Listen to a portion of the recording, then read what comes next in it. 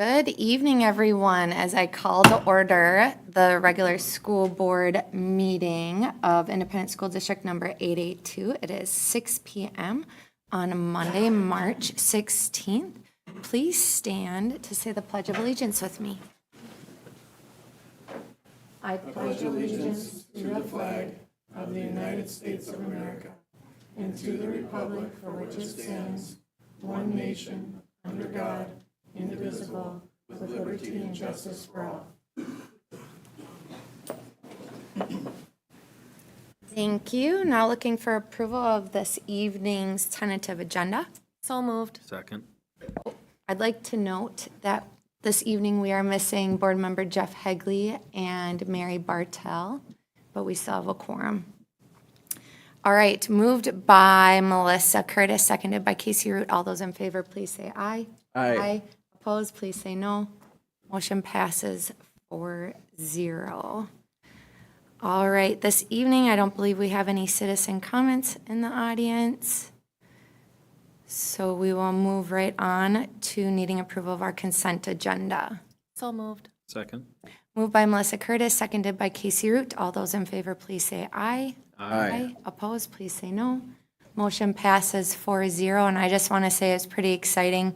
Part of the consent agenda was our official new superintendent contract that was part of that. So exciting stuff for our district moving forward in this next school year. All right, now on to item number 6, collaborative connections. I will pass the mic over to Superintendent Eric Olson to go over the resolution for acceptance of gifts. As always, it's just amazing, the community support that we have, and we have 2 more donors coming forth here today. Simonson Lumber donated a storage shed and materials valued at $872.38 for the Monticello High School Intro to Construction class. We also have the Monticello Chiropractic and Therapy who donated $500 to the Monticello fishing team. I bring forth these gifts here tonight, and the resolution will be read. Therefore, be it resolved by the Monticello School Board, number 882, to gratefully accept the following donations. Simonson Lumber, storage shed materials valued at $872.38. Monticello Chiropractic and Therapy, a donation for $500.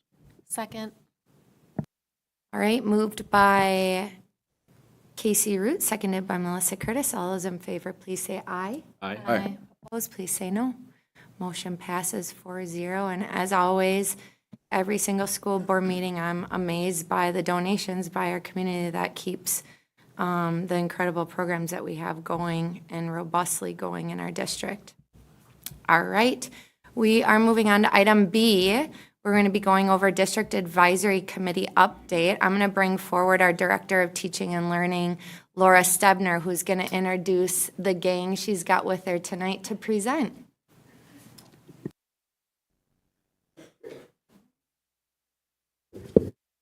All right. Well, Chair Sieben, Superintendent Olson, members of the board, we're really excited today to be here to share with you an update on our District Advisory Committee. Not only do I have 2 presenters who are going to share a little bit about themselves, we also have some members of the audience. So if you're on the District Advisory Committee in the audience, can you wave? Woo-hoo. And Sandy is our co-facilitator. So we have a couple of support members in our audience tonight who are part of our work together. So we are going to kick it off and share with you what we've been up to. Oh, thank you. So the purpose of tonight is just to really give a brief update. Our committee is not done with the work. We are in process, but we wanted you to know what we've been working on. And so Lindsay could not be here tonight, one of our presenters, but we do have 2 others who will share a little bit about themselves. Good evening. My name is Josh Canigator. I have 2 children in the district. Both came up through the Eastview Pinewood, and one is currently at the middle school, one is at the high school. Hi, my name is Oluwasegun David, and I have 1 son at the Little Mountain Elementary School, 4th grade, and this is my first time being part of the DAC committee. Thank you. So I've had the privilege of being on the District Advisory Committee, or what used to be the Curriculum Advisory Committee, 2 times now. There have been some changes this time around, and it has been reimagined just a little bit. In the past, it used to be a committee where the district would bring presentations and seek feedback. I think the district has taken an amazing step, though, this year to actually start bringing problems to that group. Instead of trying to use that group to raise problems and not necessarily getting any farther, the district is bringing issues and problems to that group that we're then delving into and seeing what we can do to provide actual feedback. So as a committee, we decided to have an hypothesis, and basically we began as a district to see what can we do about student engagement.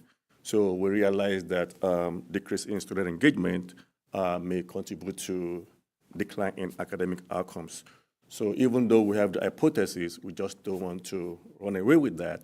We still want to bring it into our own context and see what can we do about this, how can we solve these big, huge problems with the resources that we have.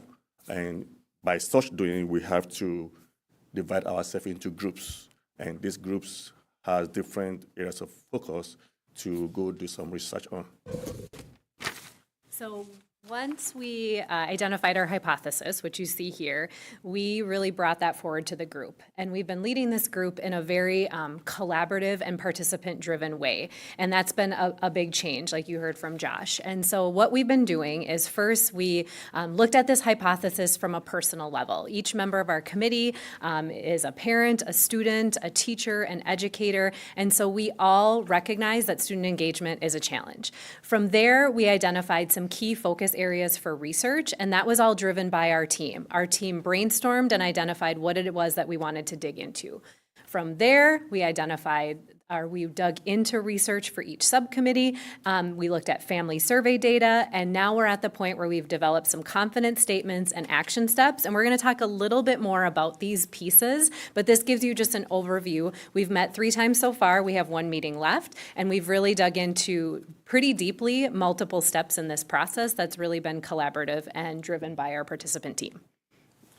So, like Laura said, there's so much we can do in terms of student engagement, but we narrowed down to at least just 4. And the 4 are mental health. What we believe about mental health is that there is connection between student mental health and their academic performance and their engagement. And we also discussed the real-world connections. So how can what the student learn in school, how is it, even though they might be in 4th grade or 12th grade, how is it applicable in real life? And we also discussed about hands-on learning.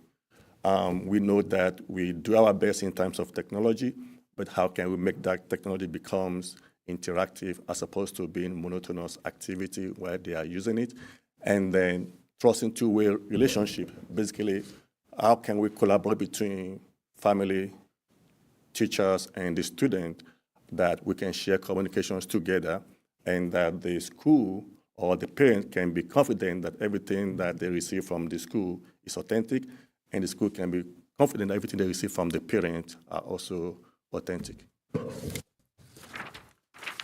Once we hit our focus areas and did our research, we were cognizant of the fact that we're just a representative group. We're supposed to represent the community, but we wanted to make sure that we were still hearing the voices of the community, so we asked the district for data, and they brought forward to us the family engagement survey, where we were able to review that for the various themes that came out of that. The balance of technology and instruction, the hands-on and experimental learning, real world and career connections, communication with families, and opportunity in arts and enrichment. And when we dove into that, we were seeing a lot of corollary with what we were seeing in the research, what we were coming up with as a group already, as we were moving forward on the problem. And so we were able to incorporate a lot of those pieces into our next steps, and as we're starting to put together the recommendations for this group.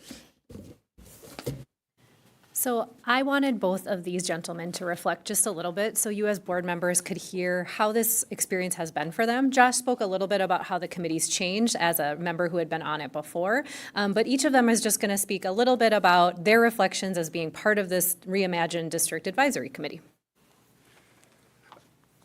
Like you said, I've had an opportunity to be in this group before, and we came in this time around, and we had a problem that was already presented to us. We were shown the data and started to look at how student engagement affects the academic success here in the district. For a reimagined committee, I think it speaks a lot to how much the school district administration here cares about the input of this committee, the families and the community, to take on such a broad and actually vital topic. This is not a local issue, it's not a state issue, it's a national issue. It's an issue that has so many variables and so many different components to it, with this group and the first time around to rip the Band-Aid off and say this is what we're going to do and this is what we're going to take on, I felt good about as a community member and as a parent of kids here in this district. I think we've made some great strides in this group, and I think we're not delusional. We know that we're not going to solve this problem, but we have kept a local focus to it. So what will work here in Monticello, what will work for our families, what will work for our community, and I think we're going to be able to come back to the board with some incremental steps and some incremental recommendations that could really make a difference. And as I reflected back on the process of the committee, and one thing that stood out to me is that my understanding is that this is a new way or a new format, if you will, of how we do things in the district advisory committee. And the first time I came here to the meeting, and I could not help but see the passion and the desire from Eric Olsen, our superintendent, about his mission, his vision, the goal for the school moving forward, how he wants things to improve with passion and zeal, and coming with this idea of new format of the RDAC group. I think it speaks volumes and where his heart is. And so I just want to officially say thank you for the direction that you try to steer this committee into. And like Josh said, we are going to bring some recommendations, and with the belief that we can work on it incrementally so that the school can stand out, of all the so many numbers of districts we have in Minnesota, that even though this problem is a big problem, it's a huge problem, but we can do something meaningful about it moving forward. So we are moving towards recommendations. Our final meeting is next Tuesday. We now have 16 solid ideas that we could bring forward, and we recognize that we do not have the capacity to do 16 things. And so our team is going to be really looking at what is going to be high impact, what's feasible, what comes with challenges, what comes with successes, and they're going to be narrowing down. From there, we'll be presenting to you our 3 to 4 high impact recommendations around student engagement and what this team is going to bring forward as action steps that they would recommend to the board. What questions can I answer or our team answer for you all tonight? I think it's good to see the collaboration and opportunities for people to get involved in the district in other ways on there, so it's great. When you talk about narrowing it down from 16 to 3 or 4, that's obviously a positive step in the right direction so we can tackle some of these. But just maybe as a comment, we want to make sure we don't lose sight of the 12 or 14 that didn't make the cut, and it's a good starting place for next year for the next round as well, and just refine over time. So I think it's good. It's great to hear your presentation on this. Well, thank you. Other comments from the board? Well, I got to tell you, number one, thank you, Josh and David, for being here and helping present. And then the other, I see familiar faces in the audience here that are part of this committee. I don't think I've been this excited about this committee in particular not this excited since I've been on the board. And so this is really exciting stuff. You guys are doing some really awesome work, and I'm proud of the work you've done so far, and I'm really looking forward to seeing some good things come from it. So, very excited. Anything else from the board? All right, thank you for presenting. All right, we'll move on to item C. We're going to go over our middle school STEM lab from the MSBA Showcase presentation. So I'd like to welcome up to the podium one of our STEM teachers, Jill Kedrowski, and looks like I'll have her introduce the students that are with her this evening. Yes, thank you. We are presenting on the MSBA Showcase that happened back in January. We were lucky enough to attend. And by we, I mean our great STEM students are going to do an awesome presentation. Casey Munson, the 7th grade STEM teacher, is at home with a sick child. And Rose Lane, our other presenter, she's at wrestling practice. So the 3 students with me today are Olivia, Cohen, and Tyler. Each of these students are going to talk about their experiences on the day of the showcase and the modules they've been at in the STEM lab. Here, first off, are just some pictures of our booth at the showcase. My name is Cohen Kaufman. I was at the showcase, and one of my memories was getting to see all the different booths and getting to see different business ideas and concepts. My favorite part about STEM is the hands-on aspect and getting to explore different careers. The stations I've been at are home maintenance fundamentals, energy and power, home maintenance systems, structural engineering, and biomedical engineering.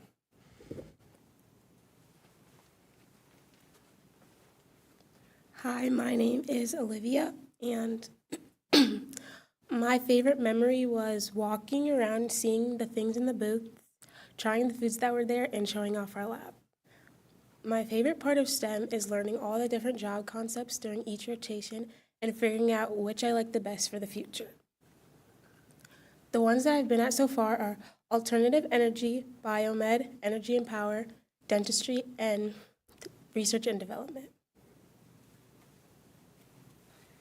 And Rose Lane's not here with us today, but I'll share her favorite memory because it's so cute.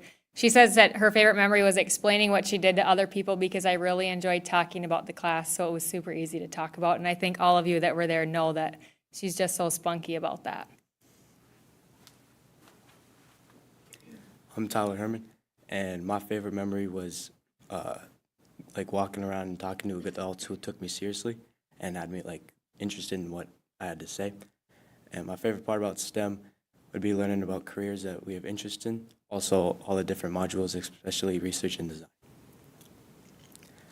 I've been in energy and power, flight and drone, research and design, home maintenance systems, and sports medicine. Are there any questions you have for the wonderful students up here? Board, any questions? I'll make a comment. What grade are each of you in? You're in 8th grade, and I think you should have no doubt that most, if not all, adults, based on what your experiences are and your ability to speak in front of us, will take you seriously. So believe in yourselves. Very nice job. Thank you.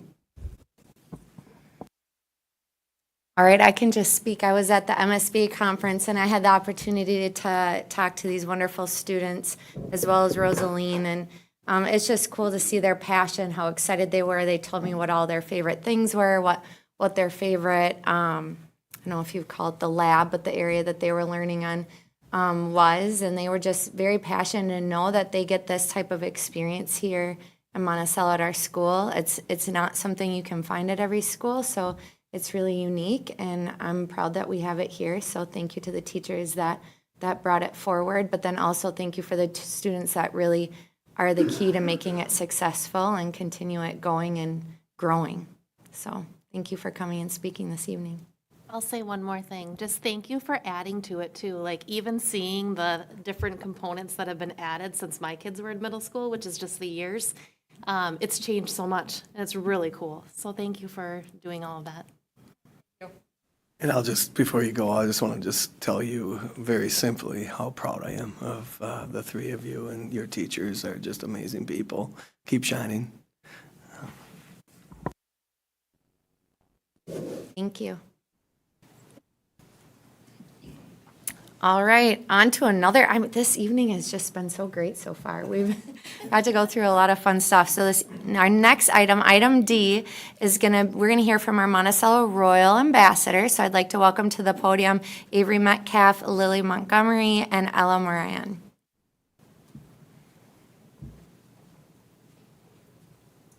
Hello, I'm Avery Metcalf, and like you said, we are the Monticello Royal Ambassadors. We basically go around to different towns and cities, and we represent Monticello through our volunteer work and just our strive to be out in the community. And so today, here we have just a few basics of like why we all decided to be ambassadors. So for me, one of the main reasons I decided to run was volunteering, because before being an ambassador and even being like a candidate for the ambassador program, there were so many events around Monticello that I did not know existed. And so through this program, I got to go out in the community and help where, like in events that I didn't know were a thing. And that ties in with my outreach is I also, with not knowing all these events, I wanted to put myself out there and become a part of these. And like, even when I'm not an ambassador anymore, I'm still gonna go to these events. And then the last reason I decided to run was basically just why not? Because there was no good reason for me not to run for this. And it was just an amazing program, and there was no reason for me not to have done this. And things that I've learned through being an ambassador are definitely leadership. You go out to different towns and different events, and you represent Monticello through what you do. And through being an ambassador, you gain so much value both to yourself and for the rest of Monticello, because you're representing them, but you're also gaining all of this confidence and like strive to be out in the community. And that's definitely how I've grown in my confidence for sure. One of the main things that we get to do as a candidate is public speaking. And so we have to with a full-blown speech that we have to memorize for our gala.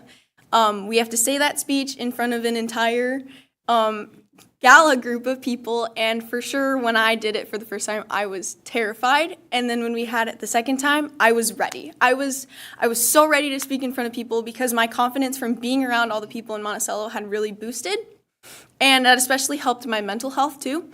I got to be around these amazing girls and all of the rest of the people we did our candidacy with, and it really just made me so happy to go out in the community and be with all these people. And especially like getting to just one of the main things that we do is be especially with the little kids, and so we get to face paint them all the time, and it's super, super fun. And so getting to basically give back to the community in this way is super, super special to me, because I really love being around kids, and getting to just be with them for a lot of our reign was really, really special to me. And so some of the pictures I added to mine of my year so far, we've got different parades. The one in the bottom corner was our parade in Anoka, was the light up parade.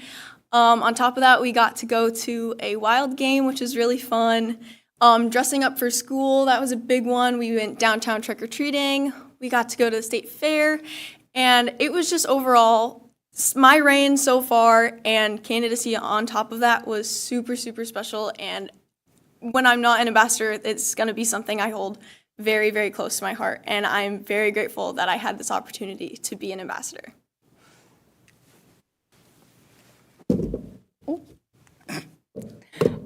Okay, so I'm Lily. I'm another one of your Monticello Royal Ambassadors. Why I decided to run was basically confidence. So when I was younger, I very much wanted to do this when I was little. Seeing the royalty over the years, being able to blow kisses off the parade route was one of the things I held in mind. But as I got older, I looked more towards the confidence part, mainly because as somebody in school who doesn't look like other girls my age, I really was wanting to put myself out there and find myself through this experience, and really I did. I became more with the community, and I feel like myself as well. Being able to wear the crown has definitely made me smile a lot more, made my mental health go up, and I think that that's just something I can really take away from this. Another thing I actually had was extra time on hand, and I don't do a lot of clubs in school and not a whole lot of stuff during the summer, so why not take the time to do the stuff that you can for the community? And being able to give back in this way is definitely one of the things that I took away. What I've learned is the public speaking skills. As Avery was talking about the public speaking, when we first talked about the public speaking in our reign, I was definitely nervous, but over the time, I got more comfortable with it, and I think that's very important, especially if you're out and about, going places and talking a lot. And time management, and I know we came in a little bit late today because of the roads, but that's okay. But our time management has been pretty well throughout our reign. We definitely learned how to show up on time, when to pack up our stuff, when to help clean up, and definitely when it's good to walk away from their events and come back. So that's a good thing to keep in mind as well. And lastly, I think more important to me is how to wear the crown. Being able to represent Monticello stars on the crown is definitely one big thing to me. And just going around spreading love and kindness and sparkle throughout the community is very big to me too. And I've definitely grown because I've learned how to respond to others with respect and patience, no matter what age, because as Avery said, we deal with little kids on the parade routes and face paint, and I think that their reactions to us wearing crowns are very, very surprising, a lot more than you'd think. And most adults also respect us for being able to wear the crown and show up to so many community events. So I think the respect that we get in the room is very, very appreciated. Working with kids, the face painting, the parade routes, they have so much patience with us. So the more that we give patience to them, they have patience for us. And the happy attitude that they have is so much fun. And balancing life with these accomplishments, like we are teenagers, we have our own lives outside of reign. And being able to balance the life that you have and the crown, I think that it's definitely possible. And it's so much fun as well. As you see, we have many photos from my year so far. So we have taken pictures in sunflower fields, the crowning moments, the Saints game. We have a lot of out-of-town events like St. Paul, the State Fair. It's just a lot of fun, and I really do recommend this to anybody who's wanting to give back or even just have a little bit of time extra on their hands and want to have a lot of fun. So, thank you. Hi, I am Ella Moran, and I am your third Monticello Royal Ambassador. Unlike Lily, I wasn't really aware that we had a program until like last year when I saw Aurora and Claudia post about it. But I decided to run because I already had a few friends doing the candidacy, and I thought it would be a great opportunity to make even more friends and connections. And I always wanted to be able to volunteer and give back to my community, but I never really knew how because I was only a teenager. So I saw this as an opportunity to be more involved in my community. And through this, I've learned so much about what goes on for each event. Like, I didn't know how much work went into every single event, and it has made me appreciate our community a lot more. And I also did it because there was a scholarship opportunity, and I thought even if I don't get crowned, it still was a lot of community hours and volunteer service. And that looks great on applications and also is what helped me get into Honor Society. I've learned so much over these past months. It's almost been a year since I joined candidacy. Like Avery and Lily have already said, the public speaking has gotten a lot better.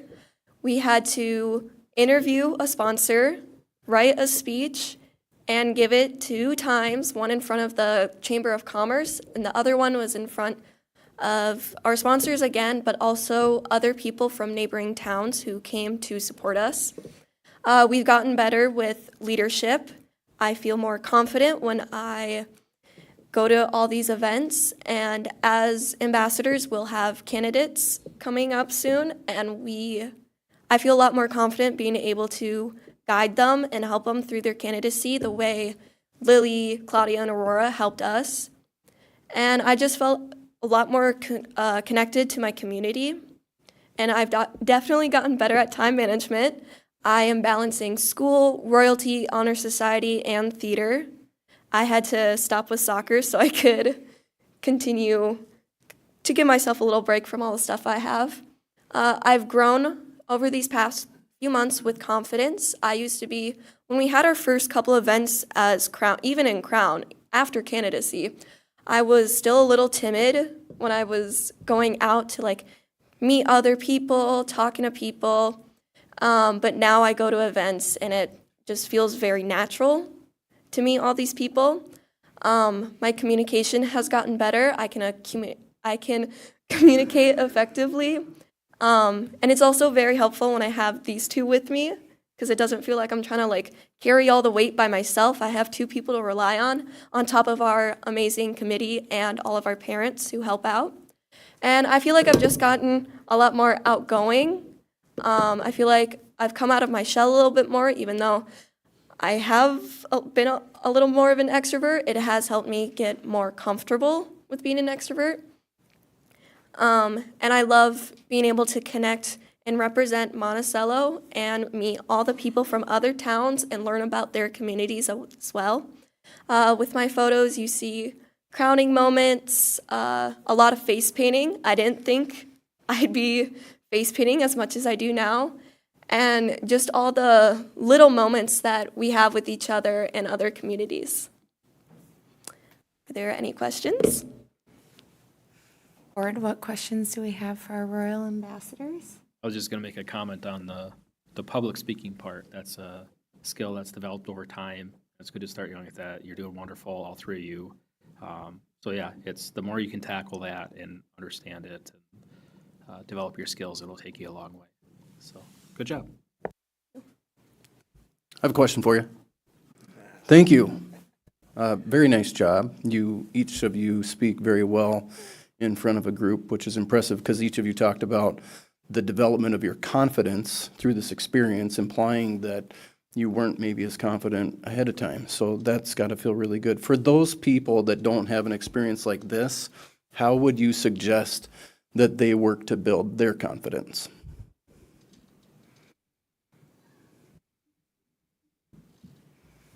I would just say that like with our candidate experience, we get to do events where you don't have like the requirement of the crown. So you like basically in like a lesser way, you don't have to be like as confident and as outgoing, but as a candidate, you like slowly get to learn more of like the confidence and being around people. And if you're a little shy at first, it's okay, because I know that all three of us were definitely very, very shy and not as confident as we are.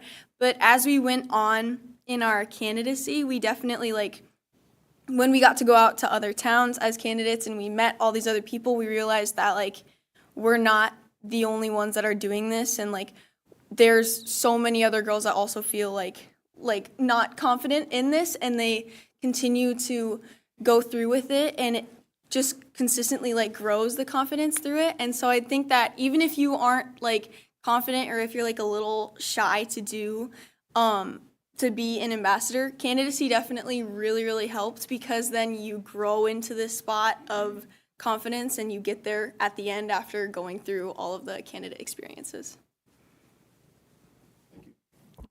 I did love hearing the fact of listening to the past ambassadors, and then how you took that tutelage from them and how you want to pass that forward.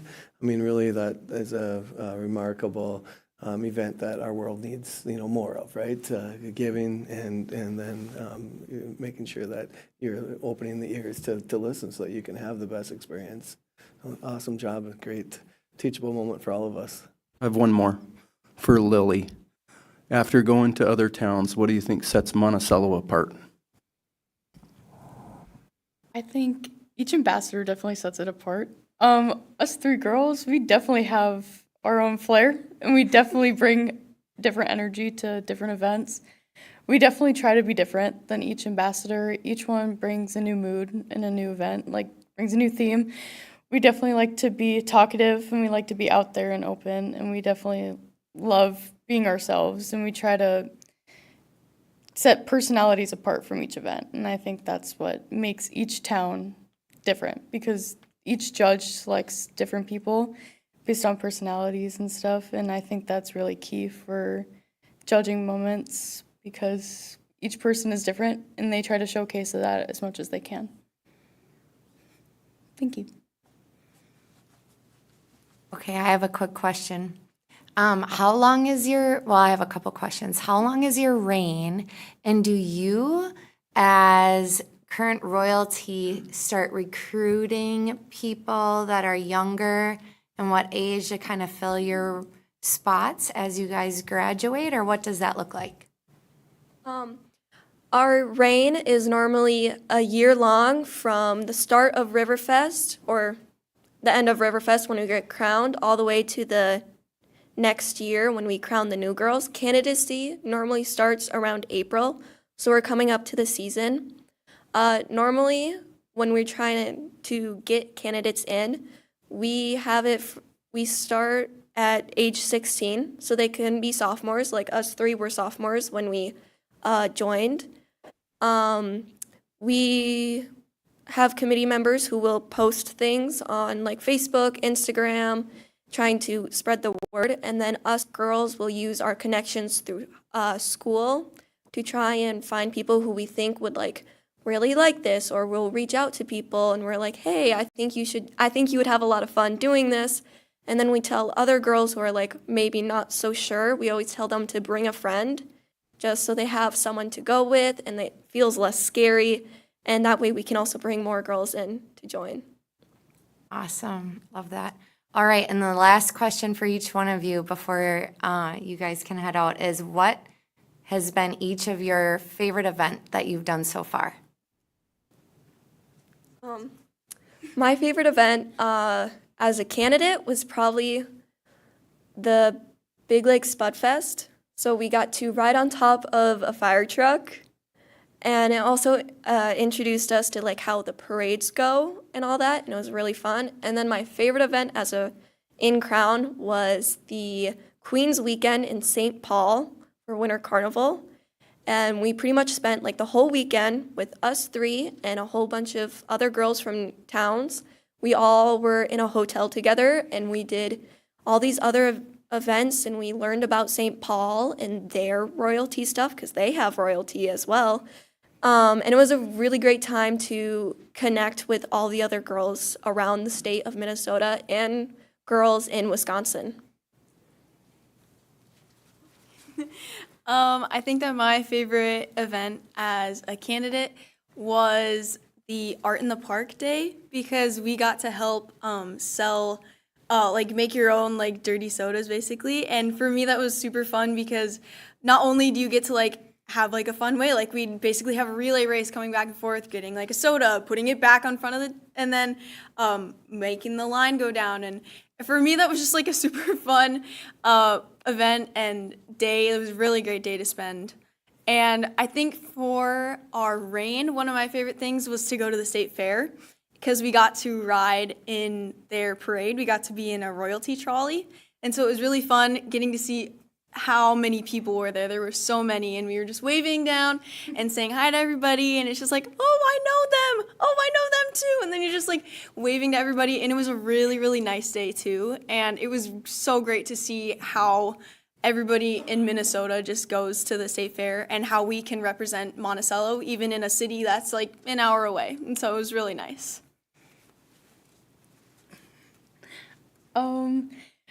My favorite event as a candidate, I would say it would also be the Spudfest parade. Not only was it, a parade and us candidates were like freaking out because we got to be in one, but actually I had a connection with my family through the thing, and they were watching me on the fire truck, and we saw each other and we cried, as one does. But that was my favorite, I think. And then my first event actually in Crown was my favorite. We got to go to Hopkins and we did a goose chase, and we took pictures on an app. Like if you take pictures, then it actually happened. And it was a lot of fun. And then that was the first ever ball that we went to. And I think that balls are my favorite now, and they're great. I love dancing. Oh, that's awesome. Well, thank you for coming tonight. Thank you for sharing. I want to hear more sometime, maybe in passing, about this goose chase. But yeah, we really appreciate you ladies coming out this evening. Thank you. Thank you so much. All right, next is item number 7, innovation and leadership. I'd like to welcome up to the podium our activities director, Gary Revenig, to go over our winter sports activities update. All right, well, before the girls go, I just want to say thank you. You guys are just shining bright, and how you're representing Monticello is amazing. So keep it up, and I'm glad you found something that you're really passionate about. So great job, girls. All right, so winter activities, a quick wrap up here. First thing I want to say is I want to really emphasize how hard it is to win a conference championship. There's 9 schools in our conference, and some of our schools do not win any throughout the entire school year. If they win one, they're extremely proud. We're very fortunate to have very strong activities right now at Monticello High School. We won the majority of them in the fall, and this winter, there's 8 conference activities, and Monticello High School won 6 out of the 8. We also added 4 state championships that I'm going to show you in a little bit too, so very proud of that. All right, one act. Ryan Siddell was our advisor this year. We had a varsity and a JV, so 2 groups representing one act. The varsity performed The Girl in the White Pinafore. Pinafore is like an apron. And the JV performed Are We Okay? Our varsity missed advancing to the section finals by one place. They finished 4th at the South subsection competition. I watched the play. I thought they did an outstanding job this year. First robotics. Leanne Gertz and Megan Bateman are our advisors, and they have actually turned this into almost a year-long program. They officially started on January 10th, but they unofficially started last summer already, because they're very excited about how well things went last year, and they want to build on that. So first official competition is in Becker on March 28th, and then in St. Cloud the week of the 8th through the 11th. Currently have 16 students participating, and we have 4 adult mentors. And this year, we raised enough funds to have a freshman robot and a varsity robot. So now they have 2, and I know they're coming to the next school board meeting to present. So first robotics. Knowledge Bowl. We started Knowledge Bowl as a conference last year, a conference event. We won it last year, and we won it again this year. So I took a little grief at our last meeting that we're even winning Knowledge Bowl in the Mississippi 8 Conference. So very proud of our program. Courtney Roach is our advisor, and our team mainly competes on Saturdays. So it's a big commitment to be on the Knowledge Bowl team because you're gone most weekends. So our varsity and JV both consistently placed in the top 10 at meets this season. We won the conference championship, like I said, for the 2nd year. Our top team was Henry Stebner, Dawson Blake, Nick Green, and Carl Sieg. And the varsity team also advanced to regionals for the first time in approximately 5 years to make it that far. And the advisor, Ms. Roach, wanted me to do a quick shout out here for Dawson, Henry, and Nick, because they participated all 4 years in high school in our Knowledge Bowl program, and they were our leaders the last couple of years. So they did an amazing job. DECA. All right, DECA State Tournament. All right, our advisor is Ms. Graberg, and the season just wrapped up on March 3rd. We had 30 students participate in DECA. It's a business club. We had 7 students advance to state competition.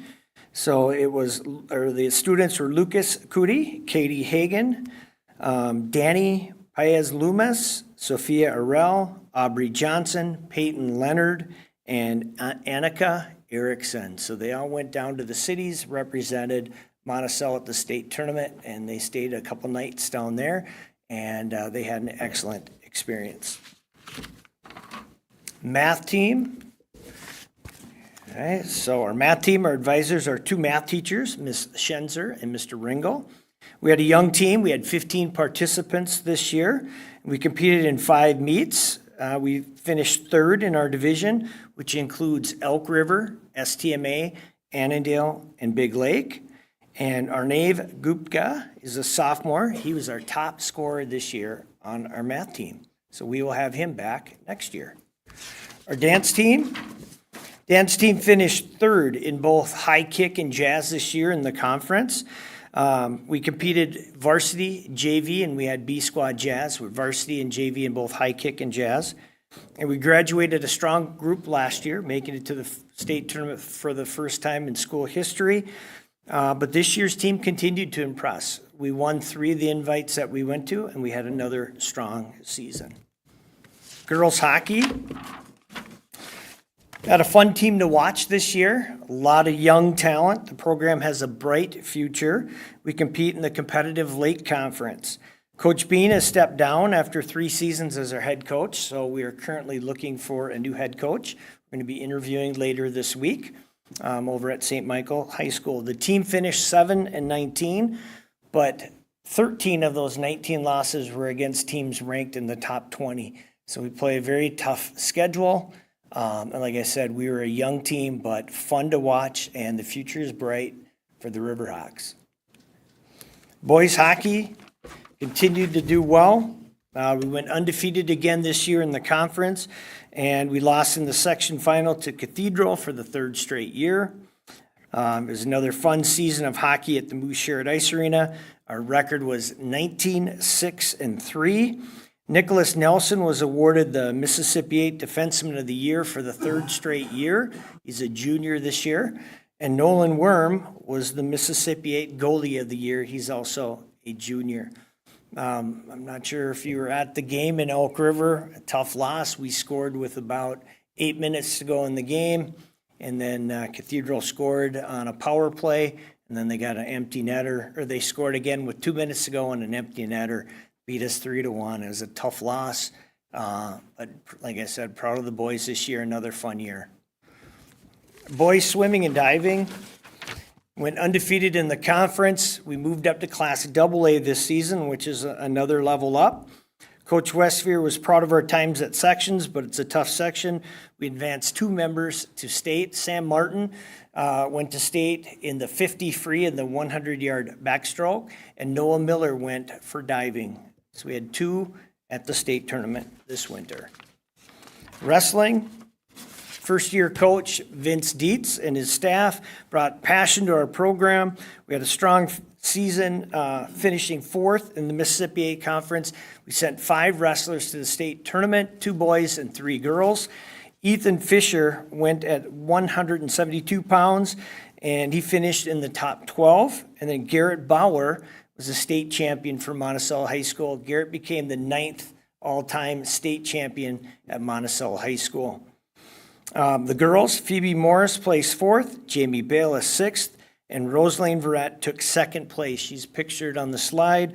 All 3 girls earned all-state, finishing in the top 6. Gymnastics. First time ever, state champion in gymnastics, undefeated in every competition we participated this year, JV and varsity. We broke the school record multiple times. We'd post school record and congratulate the girls, and then the next time they went out, they did it again.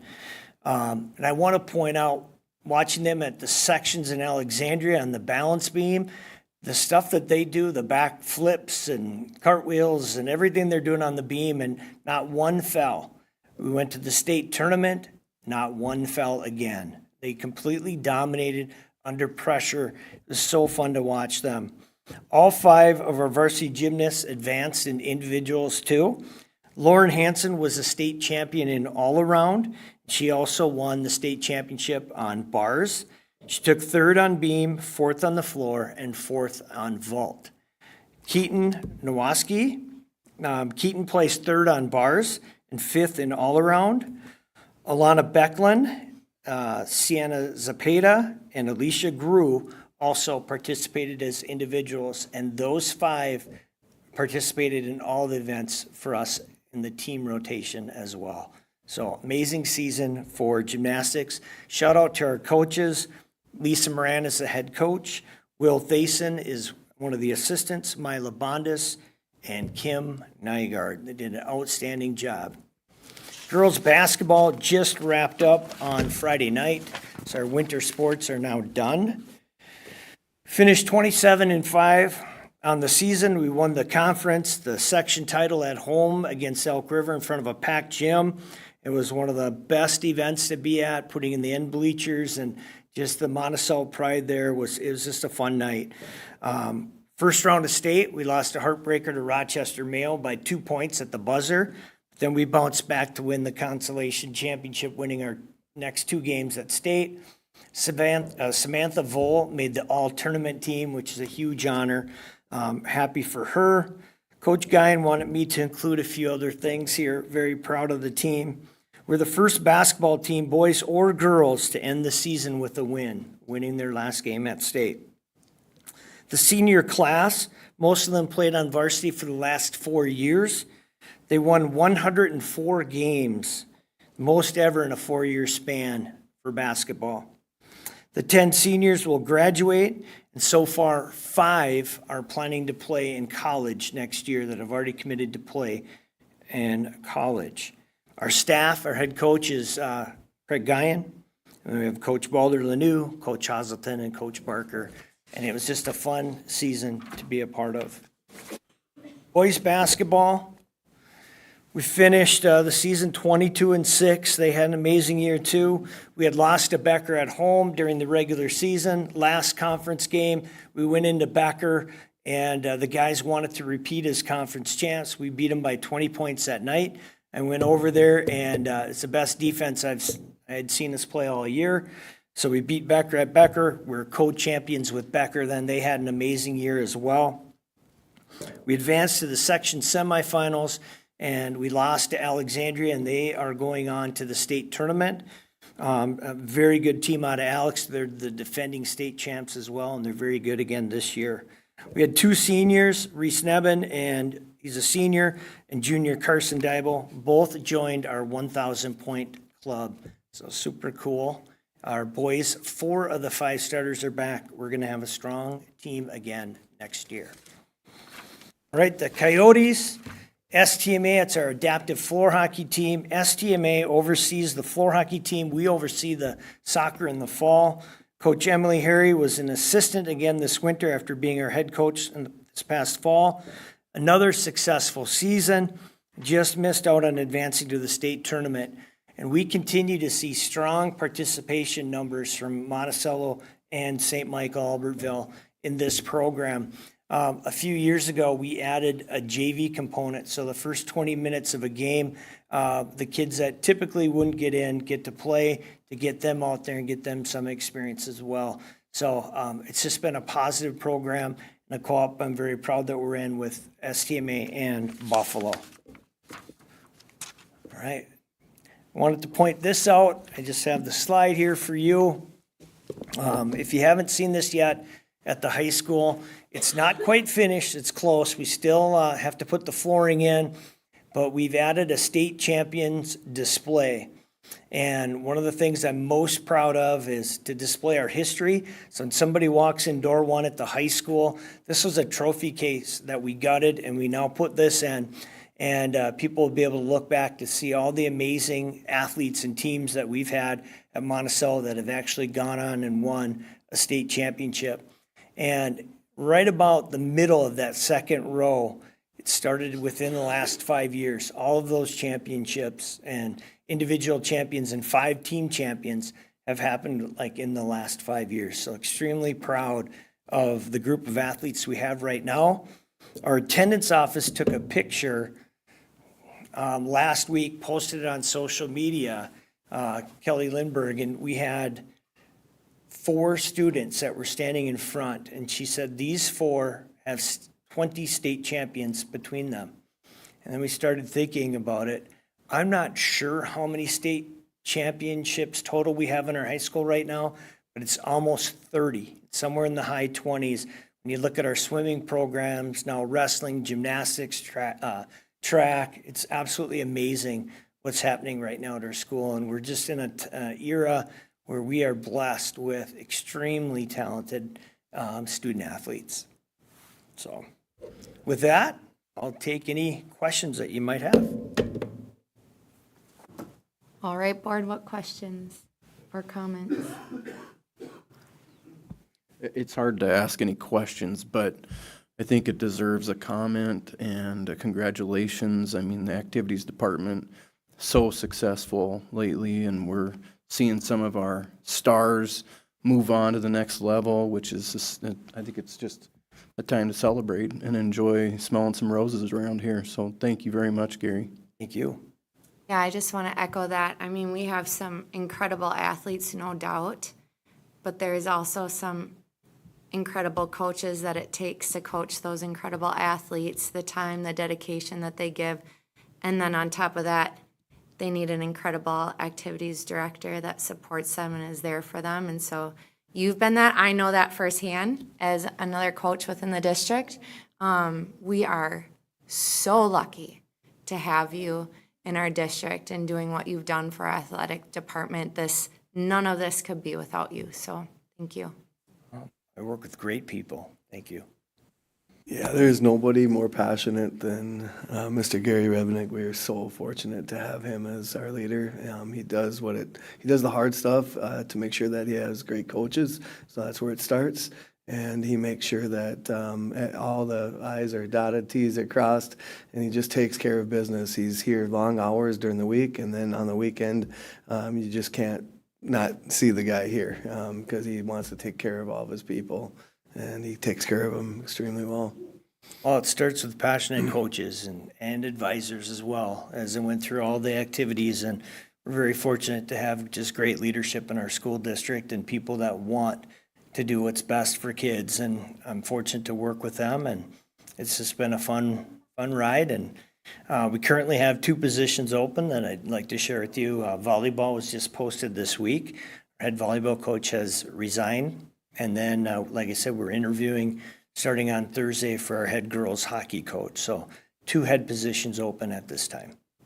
Another thing I'd like to just quick note is that our activities director, Gary, you've always said academics first, and you work with the students one-on-one often to make sure that they remain eligible to participate in their sports because you know how important that sport is to them, but also the importance of academics and them having to put that first. And so I also want to say thank you for your work with our district to make sure that always comes first. All right, thank you very much. If we don't have any other questions, we appreciate you coming and giving us an update.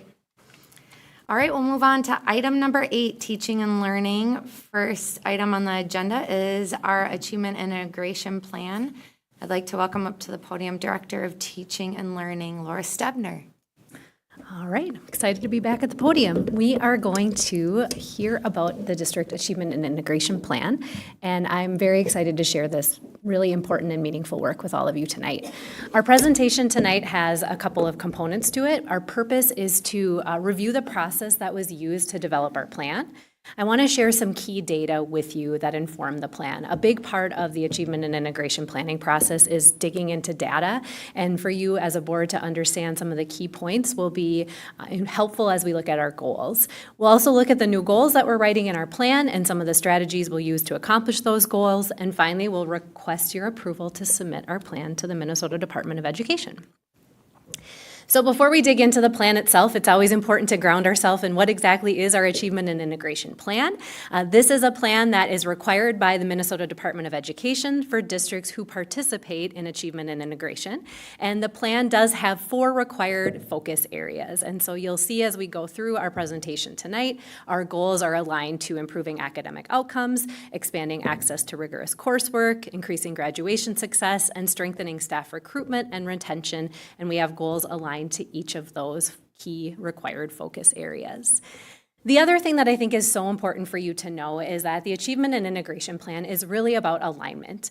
This plan, as we go through the goals will sound and feel familiar to you because they are about what we're about as Monticello. It's about high academic outcomes, every kid, every day, achievement for all. And so when we write this plan, it's never meant to be a standalone plan. It's really meant to complement our work. And so you'll see literacy goals and priorities. You'll see references to our MTSS, multi-tiered systems of support support framework. We have another required plan, comprehensive achievement and civic readiness, and these plans parallel each other so that we can really focus in on what's important to us.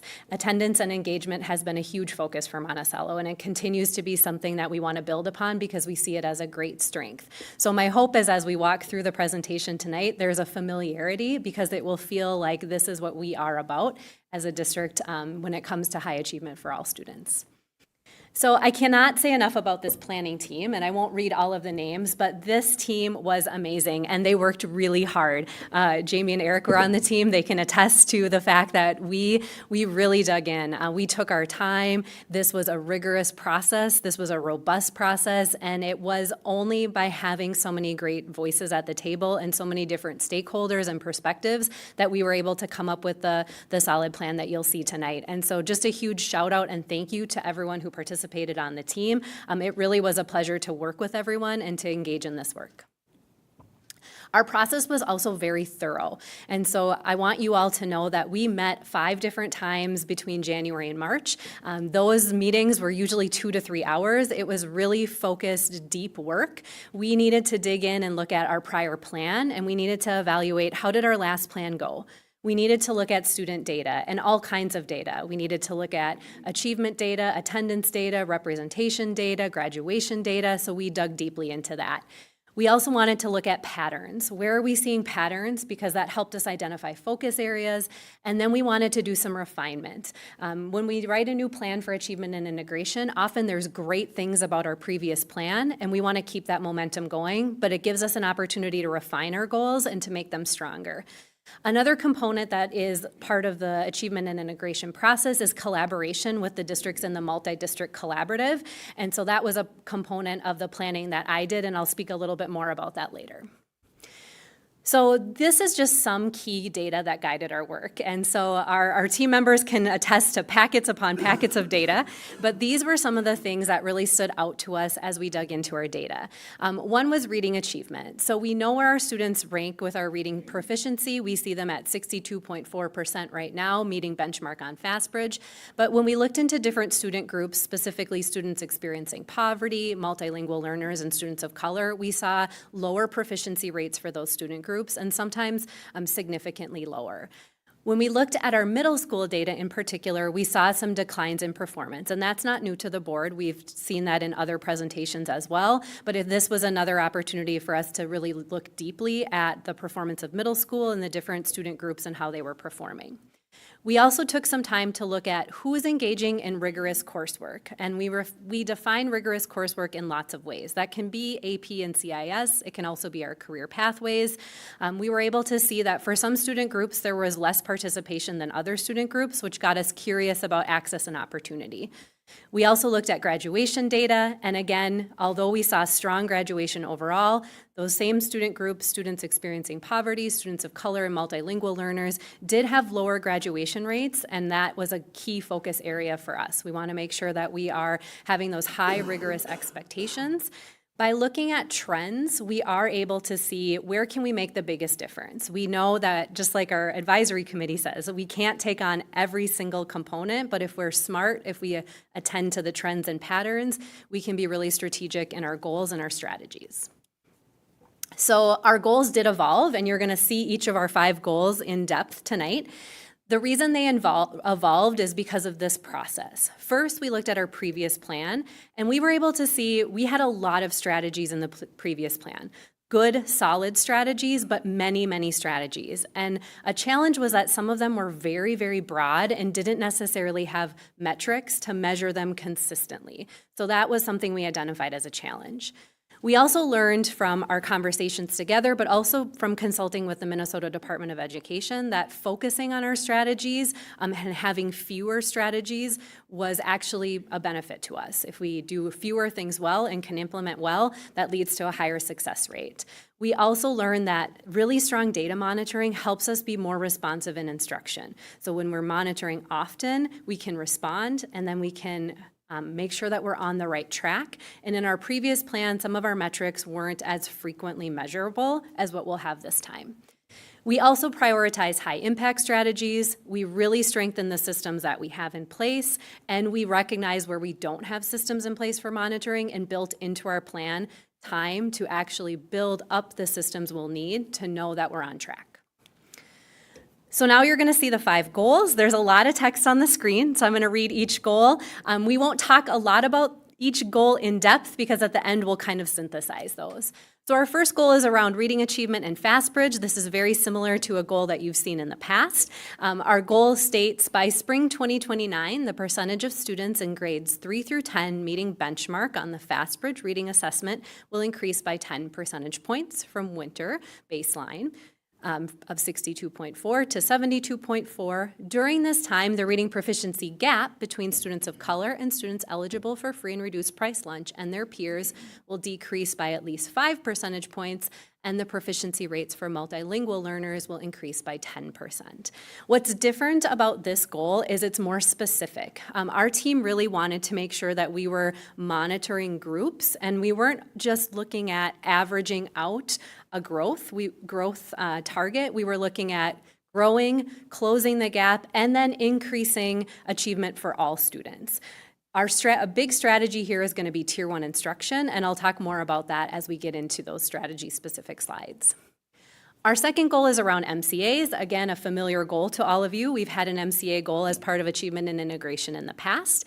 Here we see that we want to see each graduating cohort increase by 5 percentage points from our baseline for students eligible for free and reduced price lunch and students receiving EL services and students of color.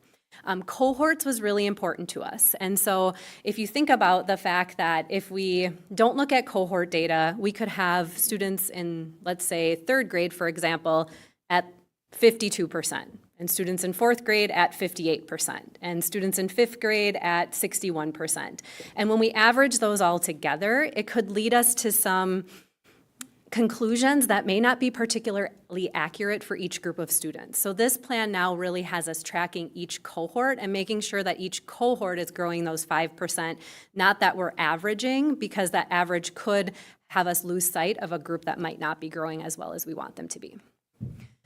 Goal 3 is graduation, again, a required part of our plan and a familiar goal for you. Here we're looking to see the 4-year graduation rate for students eligible for free and reduced price lunch, students receiving EL services, and students of color increasing from our baseline of 92.8% overall, with those student group graduation rates increasing by 9 percentage points. So we see a gap for those student groups that are named, and we want to get that we want to close that gap so all of our students are closer to the same graduation rate.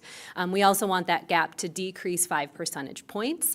We're really looking at our strategies here, focusing on attendance and early intervention and expanding credit recovery and alternative pathways. These were key strategies in our previous plan and were seen as great strengths, but needing some minor tweaks to particularly attend to some of the student groups, particularly multilingual learners.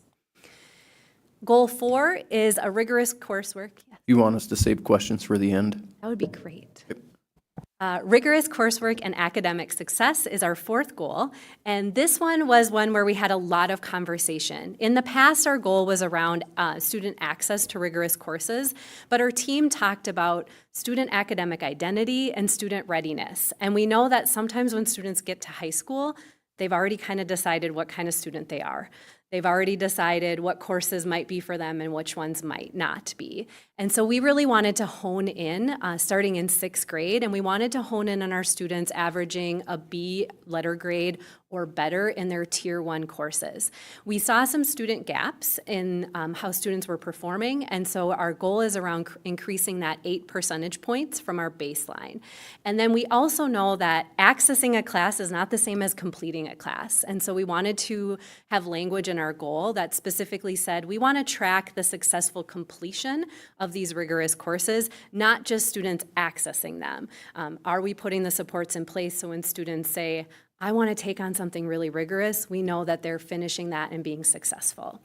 This goal is different because it measures success in addition to access, and it also focuses on removing some barriers. So if a student is leaving middle school and struggled with some content, that could be a barrier to taking an advanced course later on. So by focusing in on the grade component, it allows us to help students feel more confident and ready for those higher level courses. And then finally, goal 5 is the staff recruitment and retention goal. Again, this is our last required component of the plan.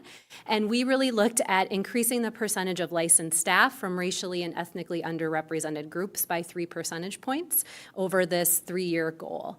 Monticello is committed to diverse perspectives, and we know that diversity can mean racial and ethnically underrepresented, it can mean age, it can mean geography, it can mean experiences in different school districts, and our commitment to having a diverse staff means lots of perspectives are at the table, and so this goal really aligns with that idea that when we bring multiple perspectives together, we have more viewpoints. In addition, we wanted to think more about retention. So our previous goal was really recruitment focused, but we thought about making sure that we're asking our staff, how do they feel? What are we doing well around belonging and inclusion? And how could we develop some sort of measurement tool that helps our staff weigh in on things that are going well and things we could do better as far as retention goes? We know it's a great place to work. We want to keep the staff that we've invested in, and this is an opportunity for staff to say, here's what you could maybe add that would make Monticello an even better place to work in and would allow for an increase in retention. So it's exciting to think about how we could partner with our staff around that and make them a living part of this goal. So we have some key strategies for achievement and integration. There are more strategies than you see here, but for the purposes of tonight, we'll really think about the main ones. Strengthening our Tier 1 literacy instruction is a big component of this plan and something our team talked a lot about. Monticello has done a great job building up intervention programming, and that's helped a lot of students. But one thing that I'm famous for saying is you can't intervene your way out of a Tier 1 problem. And so if our Tier 1 isn't as strong as it can be, we're not being as preventative as we can be. And so we talked a lot about how we can focus on that strengthening of Tier 1, which all students get. We're excited to expand our literacy coaching. We've had reading coaches in the past in elementary, and we've made the decision to be able to expand that up into secondary. Strengthening data use is an important strategy for us, as well as improving and strengthening attendance and intervention, expanding our credit recovery opportunities. Those are strong, but we can expand. We want to increase our access to advanced coursework and really thinking about how we can do that with family communications. Here's another parallel you see to our district advisory. When we communicate and we have those trusting relationships, families and students know about those academic pathways, and then we're able to have more communication there. And then just continuing to recruit high-quality staff, retain staff who come to join us in our district. A lot of these strategies go right into existing structures. Because we already have PLCs, we have multi-tiered systems of support and leadership teams, these are the kinds of strategies that can easily fold into our structures and enhance the good work that we're already doing. Oh, I don't know why this looks like this, Gavin. Any thoughts? Stand by? Okay. That is odd. I think we're okay too. What was? You know what I'm going to do? I'm going to go to this one, and if we can go back and it'll work, then we'll do it. Okay. Okay, sounds good. Thank you. So this slide really is a synthesis. You saw a lot of goals with a lot of words and a lot of strategies, and what this slide really shows us is what was the insight or the data, and then what changed in the new plan as a result of that data. So when our team saw reading proficiency gaps, they really said, we need to think about Tier 1 instruction, and we need to think about instructional coaching. When we noticed the middle school decline, we said, how can we expand the reading coaching that's working so well at elementary up to secondary? When we saw uneven participation in coursework, we said, how can we make sure that kids are getting access and we're tracking the success rate? So if there's some ways that classes are harder or more challenging for students, can we support students and teachers within those classes? When we saw patterns of attendance for different student groups that were then mirrored in our graduation data. We said strengthening the early intervention for attendance as soon as we notice a pattern with students. How is our team intervening to make sure that we're getting kids here in school? They can't benefit from our great instruction if they're not here.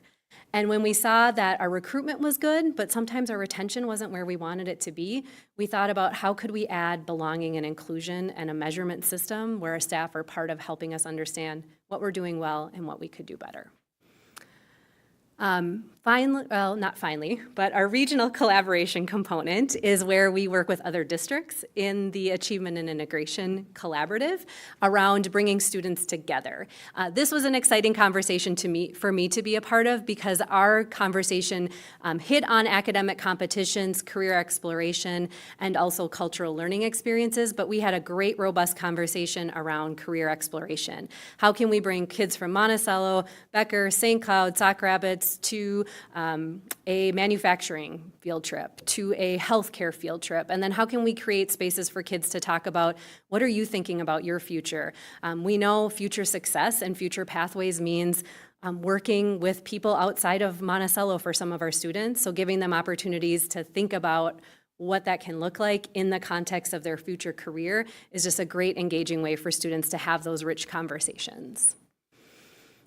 So our key improvements as we kind of bring to a close are that focus on Tier 1 instruction, really shoring that up, making that as strong as it can be for our students.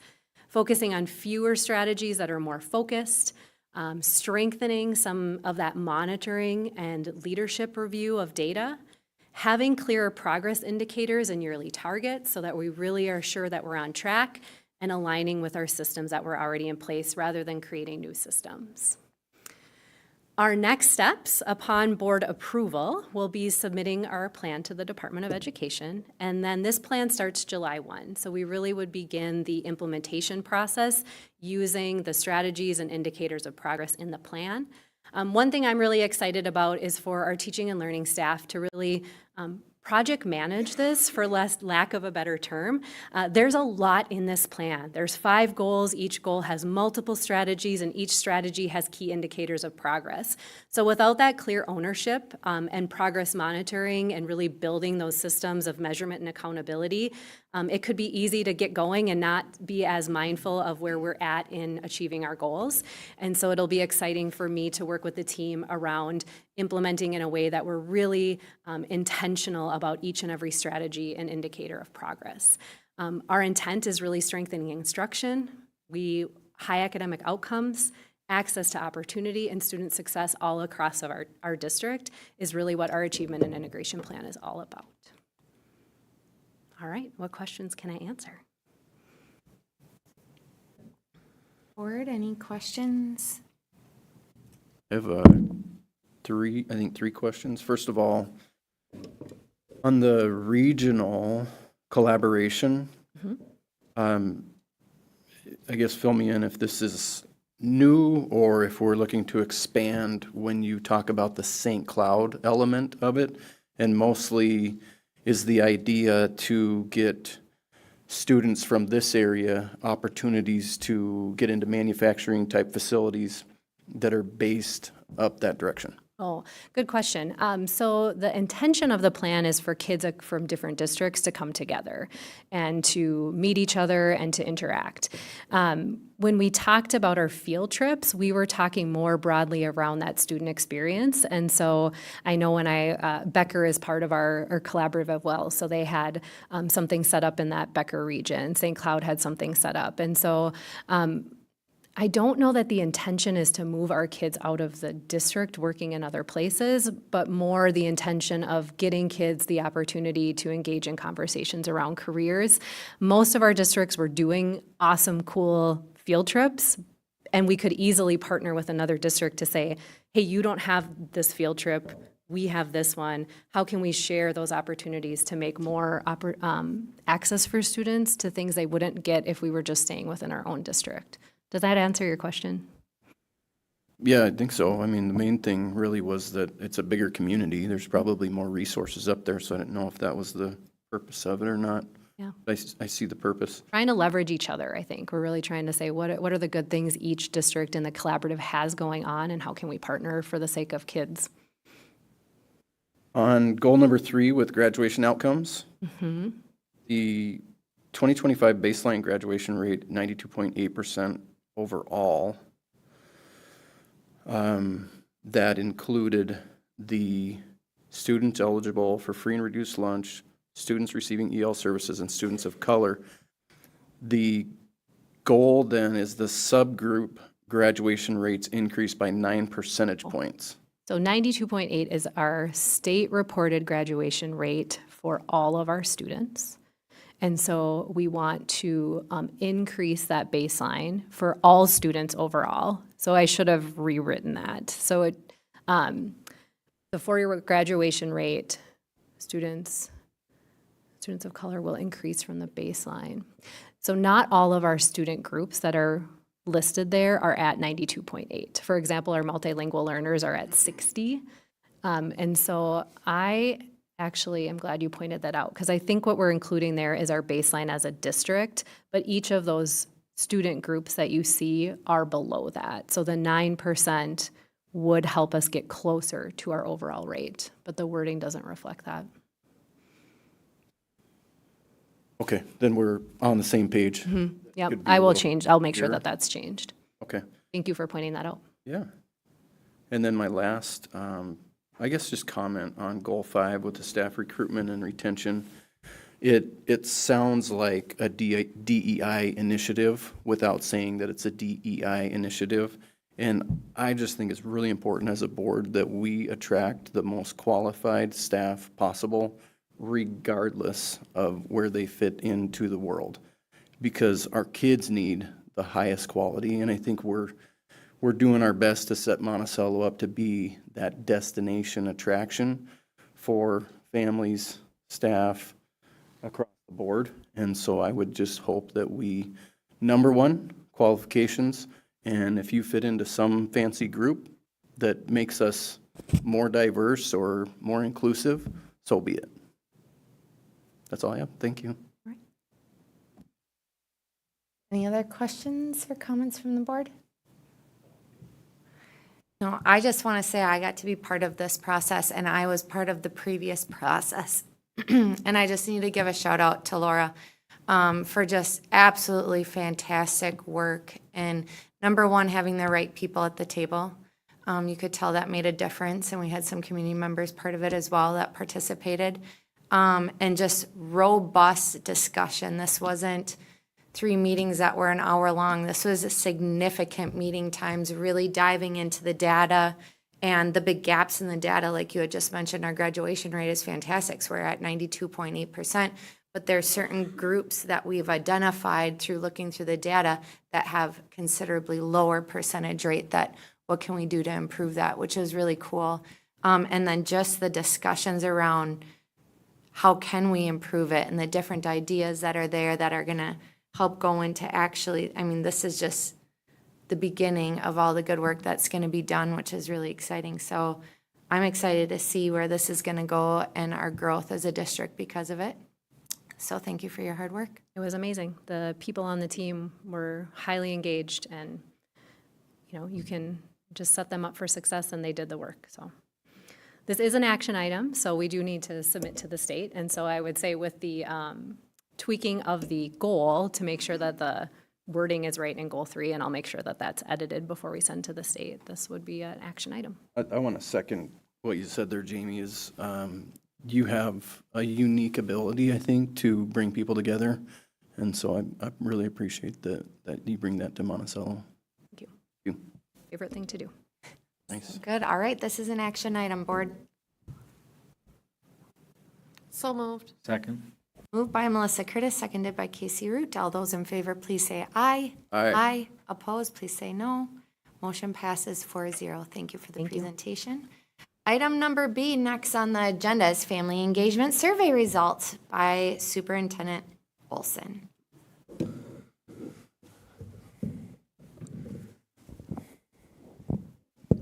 All right, we are going to, as requested by the board, we're going to take a look at the family engagement survey results. As a reminder, the family engagement started with family listening sessions, and then we were able to also send out a survey to the whole district.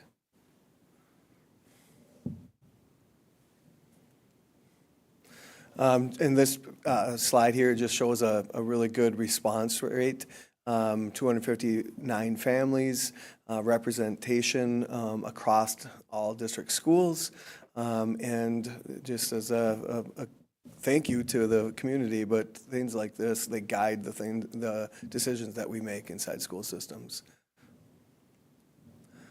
Participation, also trying to look at making sure that we had, a good demographics across the district, and we did. We had people from all of our buildings and programs represented in their responses. Obviously, anytime you're getting close to 300 responses, that's a good number for a district. Obviously, would we like to see 4,000? Yes. But surveys sending out in an email, that is pretty typical and traditional of the most that I've seen in our district. Grade levels represented. I would like to point out that I thought the secondary response to this survey was one of the highest that I've seen. Usually it's easier to engage your elementary families, and in this case we were able to have good representation. In fact, 40% in the grades 9 through 12, which is extremely high in comparison to previous surveys that we've done. And then just taking a look at programs that families value most, and those are kind of connected to our DAC presentation, but the families really, you can tell, value the hands-on learning support. And look at, we have STEM up there, and we had STEM in here today. So I think there's so much to be said about giving kids opportunities to have their hands on things, and that's what they see, that's what families see in their own children and how they want us to teach them. But then just a good array of knowledge there across the board of career education opportunities, advanced academics, arts and music programs, nature-based education, mental health, world languages, and then, once you get past ELL services, the numbers are too small to show up in a color there, but we wanted to just mention the ones that did get a shout out. Looking at instructional experience, when you're thinking of the child's experience, this is kind of how families perceive what happens in school. And so what they perceive happens the most is teacher-guided instruction. Kind of the old model of teacher professing and the student gaining knowledge, and then that's what they think happens in our schools. But then, as you can see, they also think that there must be a balance of other instructional opportunities, and that's good. You want people, if it would have been just all one type of instructional mode, that is probably not a healthy way to teach. But our families, it looks like by their responses, they understand that our teachers use a variety and a balance of approaches. Activities and opportunities, and so when you're taking a look at this, once again, this is kind of cool to have this tonight because we also had our activities director here tonight. So I think everything in our family survey, we were asking questions that was very vindictive to what we are trying to accomplish in our schools. We're trying to engage our families, trying to engage our students, and trying to bring them as far as they will go. And same thing with activities. You're trying to engage your student athletes, you're trying to engage your families, and you're trying to bring them as far as you can go. And as you can see, our high school programming, the colors that are dissatisfied are so small in there, they're not even showing up as a number. They're very, very small. And then you look at the numbers of people who are very satisfied and getting close to that 48%. So very good. And then when we look at our middle school sports, this one is, I think, some things that we can take away as a school board, take away as leaders. There's some connections to the high school sports. First and foremost, 52% are neutral, about the same as the high school. And I think for me, with middle school activities, knowing that we have made a reduction in there in the last couple of years, and to still see the neutral, satisfied, and very satisfied as high as they are at the middle school, I think that's a positive takeaway. But I also look at the colors green and purple, and those two colors also tell me that we do still have about the same, well, we have about 14%, about the same as the people who are very satisfied. We also have on the other end of the spectrum. So it's important to recognize that and to, even though we're running a lot of our sports either through community education or we're making them 7-12 programs, and then we have very few that are just middle school sports like they used to. It's good to see this data to help make decisions at any of those levels that are putting on the activities, whether it be the high school program or the community ed, that we're making sure that we look at this to try hit a niche and bring our satisfaction rate up higher. Technology and learning, we thought it was important, just kind of paralleling the work of the DAC. We knew that technology's been on the minds of parents lately. Technology's been on the minds of instructors lately. Technology is on the minds of our families. How much is too much? What are we doing that's healthy with technology? What are we doing that could be more healthy? And so I think this technology and learning, families are generally supportive of technology when it enhances learning rather than just replacing it. However, 30.5% of families believe their child primarily uses technology for passive instructional activities in school. And I think that's a lot. I mean, those are the things that we want to wrestle with as a district. So while a survey like this was intended to make sure that we get the input of parents, it's not to just get it and then stop with it. It's to make sure that we are making connections and we're making improvements. And I think this is one that we can either clearly define, we can help families identify some boundaries at home. I know we have some things hidden on the website, but how have we done as teachers of some of that information? So I can go find some of this information on our website, but have we done the teaching that goes along with it? And those are the things that we will wrestle with as leaders to make sure that it comes alive more prominently for our people, for our families. I think it's good. We're in our second year of school time changes, and to make sure that we have a question about transportation is important. I think it would be a real misstep if we didn't, knowing how last fall it was challenging. As a board, you guys had to really dive back at me and make sure that I worked with the bus company to improve bus times that were significantly over an hour last year. And so we have, as you can see, a solid rating right now. I've only had one email complaint on transportation this whole school year. And so that is like very significant amount of time back in my day, where back last September and October, there wasn't a day that I wasn't having 3 to 5. So it was challenging to get over in that hurdle of making that change. But I think the change is really good for kids. It's good for from what I see in the school system, it's really good for our kids, and I'm proud of our kids have adapted to that change. We got a couple of the top 5s coming up here in the next couple slides, but what's most important to you is Monticello.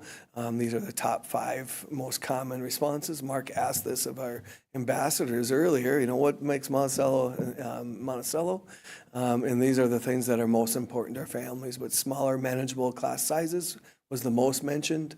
Retaining and supporting quality teachers and staff, definitely a theme throughout every presentation, but those connections to our adults are the most important thing that we have in a school system. And we all want to be at an organization that has student safety, well-being, and mental health as a priority. then strong academic preparation for the future, and then support for diverse learning needs. I know that during our A&I, Laura was asked a question about, diverse, and I think diversity is, it's explained a lot of different ways, but I think the most important way is to really look at the diverse needs of our learners, and they are different. For us to think that we can do the exact same thing for every child, any of us that are parents, we would understand that you got to do a little bit different things for each child, and every child learns just a little bit different, and they need a little bit different things, and that is our job as a school system to figure that out, whether it's in activities, athletics, or academics. We have to give people what they need to be successful. That's our job. How families want to engage. This, to me, it was interesting. I think, we know that the DAC is working on that two-way trusting relationship. But when we look at some of the ways to accomplish that you would think are a little bit more prevalent, like small group work and in-person types of community meetings, those aren't always the largest ways that people want to be connected to schools. I think they always sound good, but they do take extra work, and I think we recognize that. I don't think as a school system we should ever abandon those offerings, because it is important to pull different types of people in to do different things. And that to me is what this really showcases of a healthy two-way relationship, is to keep adding and looking at ways to get people in. And then you can see, though, that I'm really proud that the newsletter was, we just started that a few years back. We do communications to the whole community, not just with operating levy, but we do a mailing in July. So we're trying to connect with the community, whether it's through the superintendent office or whether it's through our community education office. We're trying to make those connections through mailings and the different offerings that we provide the community. And then just like that open-ended top 5 common themes of what they want the district leadership to know about the family experience. And once again, you can see the adults in our school are really the most important people. Appreciation for teachers, the positive experiences that they've had throughout the system, number 1. Concerns about class sizes and teacher support, number 2. Kids, I was just talking with Melissa Curtis not too long ago, who does a daycare, but it's just the things that we see with kids, the kids and the changes that we've seen over time, they're real, and how are we going to, as a school system, continue or increase our support for our people who are working on the front lines with those increased needs. Concerns about technology and screen time, and so once again, we've seen some of that same, even in open-ended questions, we're seeing some of those same concerns about technology and maybe how we're using it, or maybe how we should teach about using it, I think is also captured in that comment there. But strong opinions about the nature-based program. So while we have 4 classes out there, and the amount of people that could, provide feedback to us is, around just a little over 100 students, in comparison to, 3,900 students who are in the district. That is it's a small sample size, but it did come up a lot as a very important part of our district, especially considering that the number of students in the program. And then special education and support services, once again, making that connection to students and their needs, and knowing that those needs have increased. It's important to make sure that that's a continued conversation at the leadership and board level. And then some important just context to like everything that we set out to do through the family listening sessions and this survey. But we were in the midst of $680,000 budget realignment. It was important to get the feelings and the perspectives of parents. And as a district all along through this process, we want to make sure that people hear this over and over again. But we are, as a board, as a district, we are trying to value low class sizes and value our student programming. And those are the things that we're trying to retain, even through a 680 budget realignment. Unfortunately, we are in the heels of a $2 million reduction last year, so that process is always challenging, but it was even a little bit more challenging this year. Reductions were even planned after the operating levy passed. This is my second presentation in a row that I'm saying that out loud over and over again, so people don't think that something funny is going on. That was part of the campaign. We knew that our budget was in a state that we would have to make that realignment effort in order to take that new money and try make it the full 10 years. It's not showing that we're going to make it the 10 years, so we have to be mindful every year at how we do business. Once again, some positions will be reduced, but the district will prioritize class size and student programming and staff timeline. As always, per school board policy, we always try to get through our challenging conversations of anybody, whether they're non-tenured, whether they're tenured, whether they're being cut for performance or cut through budget realignment. We have those conversations prior to the first meeting in April.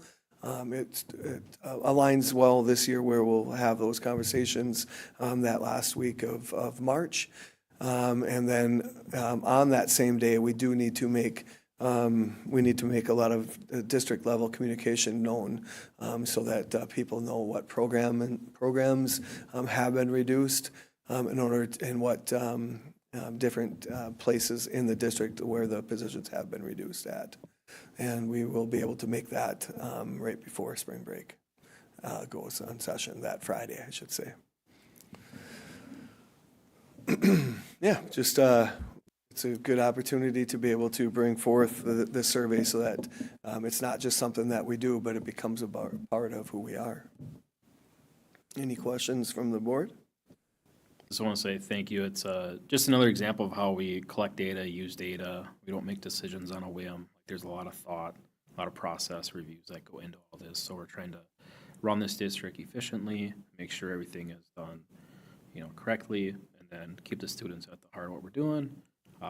So yeah, it's just thanks for this. There's a lot that goes into this. So just wanted to reflect that. A lot of good information. Yeah, thank you, Casey. Yeah. I think the excuse me, I think the comments around technology are really interesting, and it is useful to have people fill out a survey. I honestly don't know how much weight the 259 responses out of up to 4,000 potential responses should carry, but I do think it's pretty loud and clear that looking at one of the last slides here, is there anything else you'd like the district leaders to know about your family's experience or your hopes for the future of our schools? And number 3 is the concerns about technology and screen time. And then there was the 30% that had concerns that was passive use on the technology devices. I just think it's good to keep talking about that. So many questions to answer as we go into the next few years and think about what learning looks like and how we're going to spend precious dollars. So I appreciate that feedback very much. That's a great connection. And one thing that I'm very proud of in this district is we're almost always just a little bit ahead of the curve. And I think you'll see some trends and some recommendations coming forth from the DAC around technology. So you give those, like what we did during which you were on that committee. And I think it's important to know that as a district we were recognizing that and trying to get some of the engagement problems in front of our people and then researching it is something that we're going to be very proud of, and the district will be set, I think, in good standing to look at some of those recommendations and be able to make more improvements. So great connection, Mark. I just want to say the theme tonight really is working with our community, working with our students, working with our staff, and really figuring out, like Mark had alluded to, what does the future look like here for Monticello. And so this type of data really helps guide us in what direction we're going, and especially working with the groups that we are is fantastic. So thank you. All right, we are now moving on to item 9, safe and healthy culture. I'd like to welcome to the podium Director of Business Services, Tina Burkholder, to go over the Wright Technical Center long-term facility maintenance resolution for school year 27-28. All right, good evening. As Jamie mentioned, we have a resolution for long-term facility maintenance revenue for the Wright Tech Center. They don't have a property tax levy or land to levy long-term facility maintenance revenue, so they pass that along to all their participating districts based on their size, and they would need all school districts to approve this resolution. I believe it's the same as what was done in the past. They have some roof needs that they're really going to focus on in the next couple of years, as you can see in one of the handouts. And there was other, the allocation over the 10 years, how you can see kind of the ebbs and flows of the long-term facility maintenance revenue, as well as the resolution.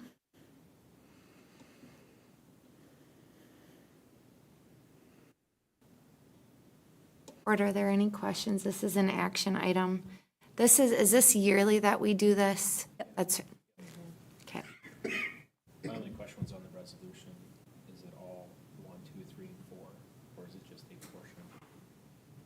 It's probably just what's in all caps is what needs to be read.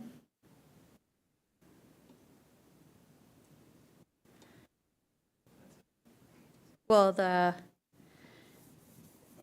yeah.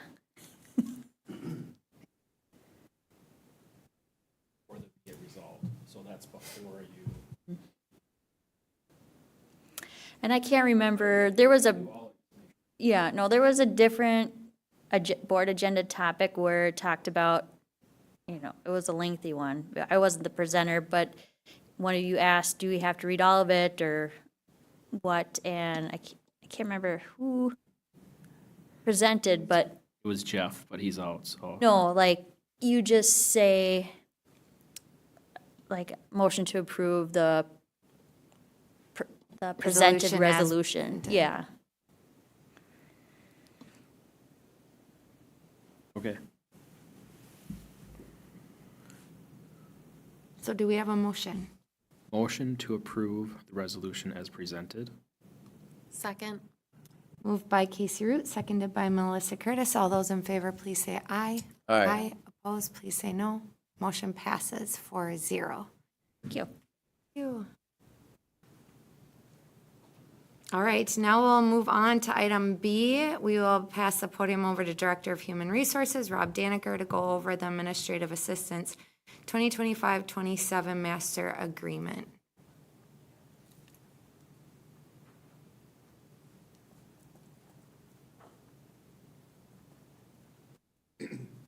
Chair Steven, members of the board, Superintendent Olson. So first presentation I have for you this evening is a summary of our collective bargaining agreement with our administrative assistants for the contract years 2025 through 2027. This is for board action this evening. We reached a tentative agreement with our administrative assistants on Tuesday, February 17th, 2026, and they voted to ratify just this evening. So it was on the board agenda, not hyperlinked until we had that thumbs up from the union. The essentials of the 2-year agreement are as follows. So in year 1, we have an increase on all cells of 0.9% retroactive to July 1st, 2025. There is no increase in group insurance in year 1. Likewise, there's no increase in longevity scale in year 1 as well. In year 2, which begins July 1st of this year, 2026, there is an increase on step 4 of 2.5% in year 2. And we also have a roll-up of the remaining steps and an equalization of the percentage between those steps at approximately 3% roll-up beginning in year 2. Fundamentally, this is roughly equivalent to the other 0.9 and 1.0% settlements we've had recently. That 2.5% is offset then by a reduction of 4 days for every member of the unit, or I shouldn't say every member, every position within the unit, bringing that year 2 cost down to the district.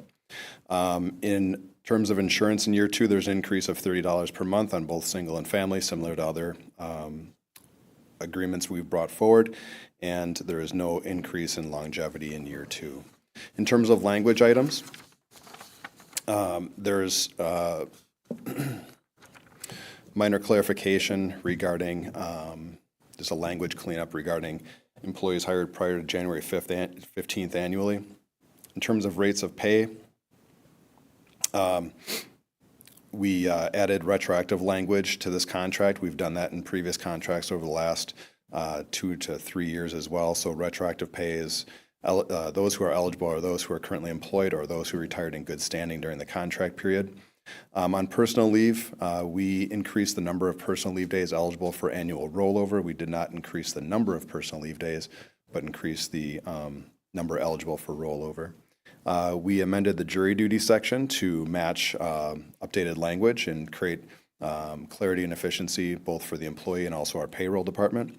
In terms of school closings, there was clarification in terms of the expectation report. We changed the language to as soon as practicable on dates of weather-related closure.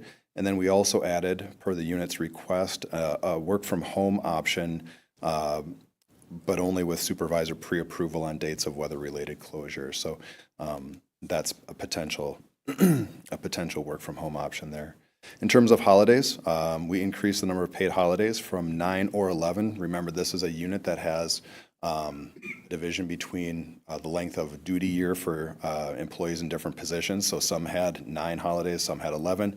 We moved that to 10 or 12 to be consistent with our other year-round non-certified units. In terms of retiree insurance benefits, we, in agreement with the unit, we sunset the existing retiree insurance benefit language and added a HRA option for all employees hired after September 1st, 2025. It's a little bit of a unique date, but we did have a member of the unit that was hired in August of 2025, and we wanted to be all inclusive on that. In terms of deferred matching contribution, we cleaned up some language and aligned the deadline to enroll annually to align with our annual group insurance open enrollment deadline, similar to what we have done recently with other groups that had open contracts. And then finally, miscellaneous. I mentioned the distinction between employees within the unit. Previously, we referred to them as 12-month or 10-month, and we've modified that through not only the reduction of days, but also just a wider consideration of what that calendar or duty year means. And so they've gone to 256-day or 216-day employees. And those 216, they could be spread around all 12 months of the year, depending on when their supervisor and they, how they mutually craft that schedule together. We amended all referenced in the contract from salary to wage, since these are hourly paid employees who are paid for time worked over the course of each pay period. We also amended all references to the supervisor we changed that to superintendent or designee just for consistency. And finally, just representing the unit and also the official title of the unit per the Bureau of Mediation Services. We amended all references to the unit employees to be administrative assistant. The total package value over the 2 years of the agreement is 6.27%, and that's based on the MSBA costing model. Are there any questions on the tentative agreement for the administrative assistants being brought forward tonight for action? I just have a general question. We've had a couple of these come forward in the past few months, and I believe we only have one group outstanding thus far right now. Is that correct? We have 2 groups outstanding. Yep. So in this negotiating cycle, we had 6 units. At this point, we have settled with all of them. The board has approved 3 of those 6. This would be the 4th tonight, and then the 2 that the board has not yet had the chance to approve would be Education Minnesota Monticello, our certified teachers, and also our paraprofessionals or education support specialists. Thanks to the committee for the good work here. Seems like great results. Just a couple of clarifying questions. On number 3, increases number of personal leave days eligible for annual rollover. What was it and what is it now? It went from, so there's some nuance in the contract. It's based also on years of service to the district. And so it ranges from 3 to 5 to now 4 to 6. Okay. And then, is there too much wiggle room with the policy of supervisor pre-approval on the work from home option? What does pre-approval look like? Is that the day before or 5 minutes before I'm supposed to be at work? Well, so, I mean, weather is relatively changeable, and so the idea is that, simply put, that before an employee determines that they're going to work from home, it's not their determination. They have to request that from the supervisor and receive approval to do so. And so, for instance, there was one weather event earlier this year where we had frozen roads, right? And so, realistically, there was a message that went out from the superintendent's office in the morning that said we'd have a delayed start if, in this case, an admin assistant didn't believe it was safe to travel, which for most people it wasn't, which is why we delayed school. They are part of a unit that, by contract, has to report in a timely fashion, right? And so in that scenario, they would be able to reach out to a supervisor and say, I'd like to work from home until it's, safe to travel, and get that pre-approval before doing so. So the expectation is that, come the start of their workday, more succinctly, by the start of their workday, the supervisor should know whether they should expect their admin assistant to be there or not. Does that help? It helps. I was just curious if it's going to work, because thinking about the other side of it. So if I'm asking for approval of you and you're running around busy with a bunch of stuff and don't get back to me until after I'm supposed to report, but you were going to approve it, then it just gets a little bit tricky. And so that's why I was asking about that language. Yeah, no, that's a good point. And I think it assumes the best way to communicate with your supervisor. And so hopefully that's something that the administrative assistants and their supervisors have navigated previously, such that on a weather-related event, it's not the first time that they're trying to reach each other with urgency. Good. Thanks, Rob. Any other questions? This is an action item. So moved. Second. Moved by Casey Root, seconded by Mark Branson. All those in favor, please say aye. Aye. Opposed, please say no. Motion passes 4-0. Thank you, Director Daniker. And if you'd like to just stay right up there, you can go right into the second reading of policies. All right. Thank you, Chair Sieben. So we have several policies for second read this evening. These policies that I'm bringing forward tonight went through first read at our last board session. The first 5 of these are brought forward as part of our 3-year review cycle, and many of these 5 have not been touched in several years. There were minor changes to each of them because in their intervening years, there's been minor wordsmithing and things like that recommended by MSBA, but really no substantive changes on these first 5. The first one is policy number 101, legal status of the school district. A primary principle of this nation is that the public welfare demands an educated, informed citizenry. The power to provide for public education is a state function vested in the state legislature and delegated to local school districts. The purpose of this policy is to clarify the legal status of the school district. Again, no substantive changes on 101. Any questions on that one at all? Okay. Moving forward to policy 103, complaints, students, employees, parents, other persons. The purpose of this policy is as follows. The school district takes seriously all concerns or complaints by students, employees, parents, or other persons. If a specific complaint procedure is provided within any other policy of the school district, the specific procedure shall be followed in reference to such a complaint. If a specific complaint procedure is not provided, the purpose of this policy is to provide a procedure that may be used. Again, no substantive changes from this policy. The last time the board reviewed it was 2013, so some minor rearrangement of terms and definitions. Any questions? Moving forward to policy 401, equal employment opportunity. The purpose of this policy is to provide equal employment opportunity for all applicants for school district employment and for all other district employees. The last time the board reviewed this was 2018, and so very timely that we took a look at it. The really only major change is that we identified that the Director of Human Resources is the person responsible for fielding questions regarding this policy. Any questions on 401? Okay. Moving to 402, disability non-discrimination policy. The purpose of this policy is to provide a fair employment setting for all persons and to comply with state and federal law. The last time the board reviewed this policy was 2016, so again, timely that we took a look at it. And once again, the major amendment that we made was identifying the Director of Human Resources and contact information for that individual within the body of the policy. Any questions on 402?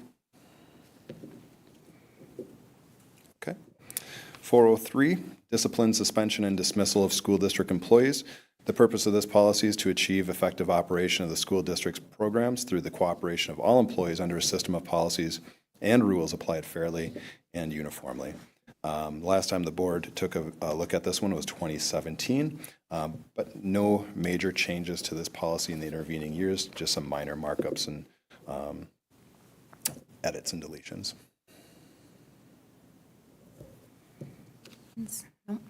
Okay. And the final policy for this evening was not brought to the committee based on our review cycle, but rather some interest in looking at the language of policy 904, distribution of materials on school district property by non-school persons. The purpose of this policy is to provide for distribution of materials appropriate to the school setting by non-staff and non-students on school district property in a reasonable time, place, and manner which does not disrupt the educational program nor interfere with the educational objectives of the school district. In this case, the committee reviewed a proposal to add some language under Section 4 guidelines. And by taking action tonight, the board would approve an addition to Section 4 guidelines, number 7, which reads as follows. So I should read the entire intro. The request for distribution of materials will be reviewed by the administration on a case-by-case basis. However, distribution of the following materials is always prohibited. Materials prohibited that, and then the addition here is number 7, that constitutes materials intended to advocate for or against a candidate for public office, political party, or ballot question. Prohibited materials include, but are not limited to, flyers, brochures, pamphlets, campaign signs, banners, electronic or digital campaign materials, petitions intended to influence electoral outcomes, and any other materials that promote or oppose a political campaign, candidate, political organization, or ballot initiative. We have reviewed this with our legal support, and they feel that we would be in good standing in terms of protecting ourselves against a First Amendment claim if we did adopt that language. So we think we're in a good place on that. Any questions? Is that number 7 then, does that only apply to, up on letter A, it talks about non-school persons and organizations?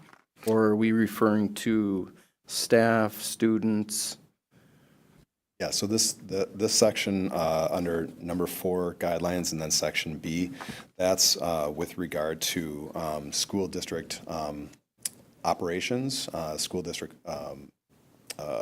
events, the regular student day, et cetera. This would not apply to people who rented our facilities for their own purposes, so we would not have jurisdiction or control over, the contents of their meetings or what was distributed within their meetings. But for instance, examples would be if we held a DAC meeting, right, and there was somebody who was distributing political materials at that meeting, or during the student day, for instance, at the high school at lunchtime, right, or a girls' basketball game at the high school on a Friday night. This would preclude the dissemination of those materials during those events. And is it only materials, or under the last couple of lines it kind of grabs, any other materials that promote or oppose candidate organization? Are we talking about shirts that would support a candidate or a politician? It's a great example because it depends on if the shirt's being worn, frankly. If the shirt is being distributed, it would fall under the policy. If it's being worn, it would not, because that would be something that more directly applies to First Amendment freedom of speech. Okay. Makes sense. Thanks. Any other questions? All right, this is an action item. So moved. Second. Moved by Casey Root, seconded by Mark Branson. All those in favor, please say aye. Aye. Opposed, please say no. Motion passes 4-0. Thank you very much. Thank you. That brings us to adjournment at 8:02 p.m. on March 16th. Our next regular school board meeting will be April 6th 2026 at 5 p.m. Hope to see you all there. Thanks for joining.